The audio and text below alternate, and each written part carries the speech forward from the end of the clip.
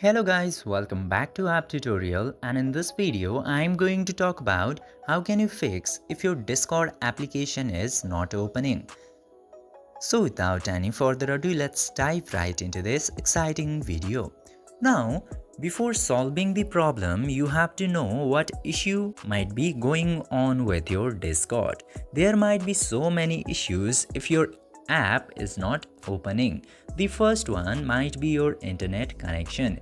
In this case, you just simply have to check your internet connection is working properly or not. And if your internet connection is working properly and your Discord is still not opening, then you can try the other method.